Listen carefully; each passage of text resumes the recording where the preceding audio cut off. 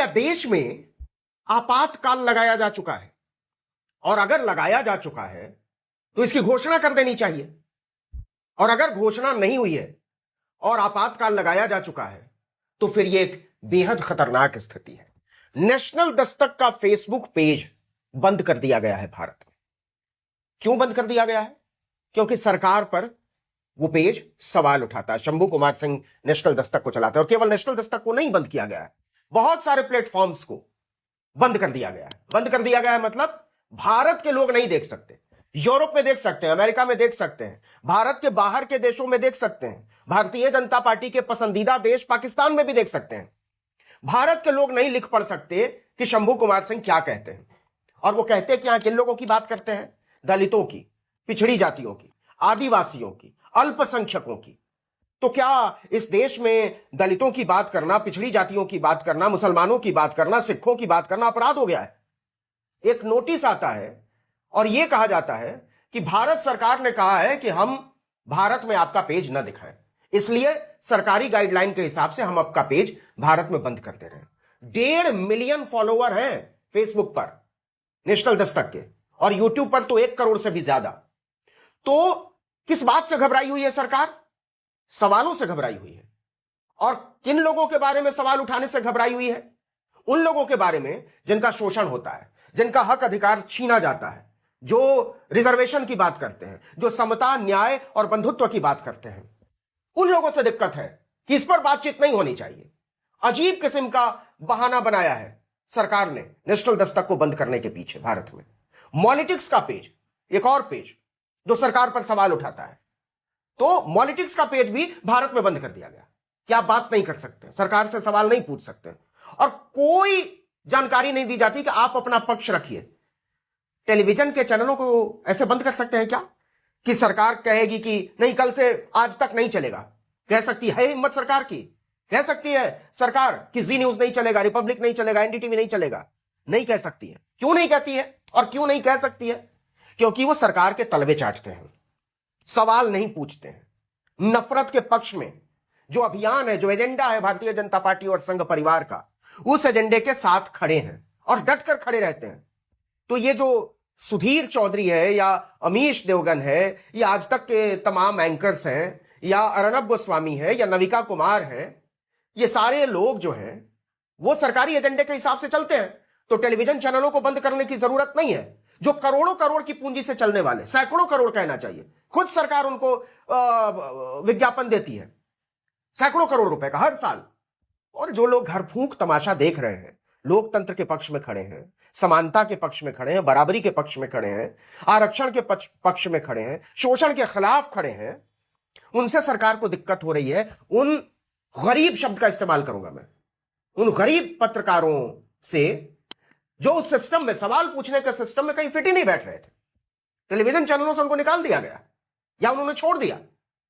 उनका कहते हो कि हम आपको फेसबुक पर भी बात नहीं करने देंगे, यूट्यूब पर भी बात नहीं करने देंगे। 4 PM का यूट्यूब चैनल बंद कर दिया, लगभग 1.5 करोड़ सब्सक्राइबर है। क्यों बंद कर दिया? सवाल से डर लगता है। संदीप का बंद कर दिया गया ट्विटर अकाउंट कि नहीं, ये कहा गया है, मिनिस्ट्री ने कहा है कि आप ठीक काम नहीं कर रहे हैं, इसलिए इससे देश, आप जो लिखते पढ़ते हैं उसमें देश को कुछ भी जानने की जरूरत नहीं है, हम देश को बचा रहे हैं। मतलब नेशनल दस्तक को बंद करके, 4 PM को बंद करके और मॉलिटिक्स को बंद करके हम देश को बचा रहे हैं। आपने सुना होगा मुकेश मोहन किस कदर दलितों, पिछड़ी जातियों और आदिवासियों, अल्पसंख्यकों से नफरत करती है नरेंद्र मोदी की सरकार।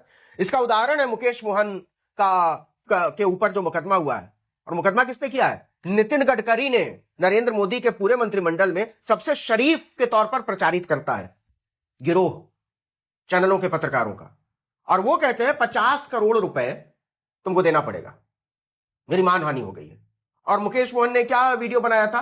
कैरावन की रिपोर्ट के आधार पर, कैरावन ने एक रिपोर्ट छापी और उस रिपोर्ट के आधार पर मुकेश मोहन ने बात की कि देखो कैरावन ने यह छापा है नितिन गडकरी के बारे में, उनके कारोबार के बारे में और उनकी राजनीति के बारे में, पहुंच का फायदा उठाने के बारे में।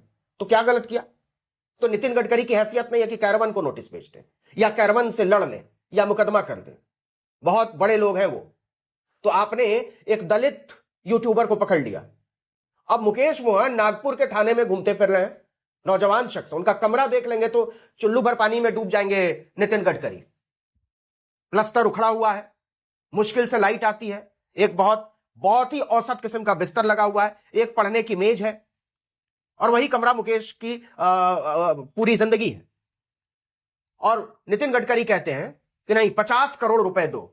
अरे भाई 50 पुश्तों, पिछली 50 पुश्तों को जिंदा कर दोगे ना और बोलोगे कि तुम्हारी सारी संपत्ति हम जब्त कर लेंगे, तब भी 50 करोड़ रुपए नहीं आ सकते। लेकिन कमाल की बात यह है कि इस नोटिस पर अमल हो जाता है, थाना कोर्ट कचहरी शुरू हो जाता है। कोई नहीं कहता है कि भैया कैरवन की रिपोर्ट के आधार पर अगर कोई बात हो रही है तो कैरवन पर मुकदमा करो। नहीं, नहीं कर सकते। ये ताकतवर लोगों से नहीं लड़ते हैं, क्योंकि ताकतवर लोगों को, जो बड़ी पूंजी के आधार पर चलते हैं, उनको झुकाना मुश्किल काम है। आज तक को झुका सकते हैं क्या? मेरे ऊपर भी आज तक ने 50 तरह की चीजें की हैं, उस पर मैं अलग से एक वीडियो बनाऊंगा। लेकिन सवाल इस बात का है कि अगर आपातकाल नहीं लगा है तो समता न्याय बंधुत्व की बात करना कैसे गुनाह हो गया?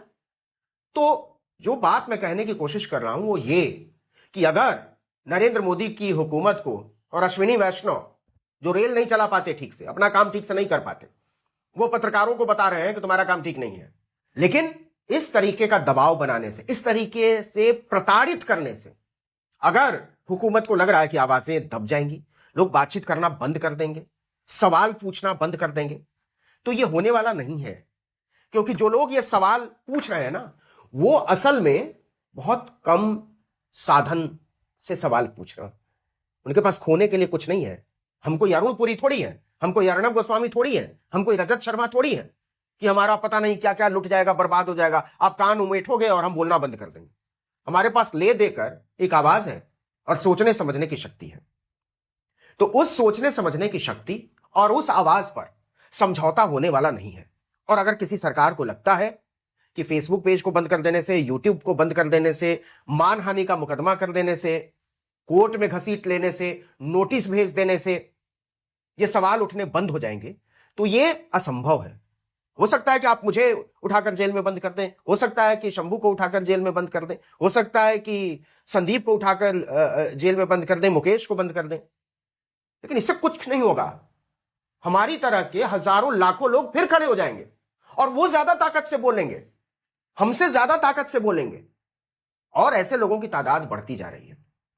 तो सोच समझ वालों, आपसे अनुरोध है, इस वीडियो को बनाने का मकसद यह है कि आपसे एक अनुरोध करना है कि ऐसे लोगों के साथ खड़े होइए जो सरकार के दमन के खिलाफ बोल रहे हैं, जो सवाल पूछ रहे हैं, जो आपकी आवाज उठा रहे हैं, और जो लगातार ये बता रहे हैं कि कहां गलतियां हो रही हैं। आपको क्या लगता है कि ईरान को लेकर जो नरेंद्र मोदी का रवैया है, जंग से केवल 72 घंटे पहले वो इजराइल में बैठे हुए थे, इस पर बातचीत नहीं होनी चाहिए?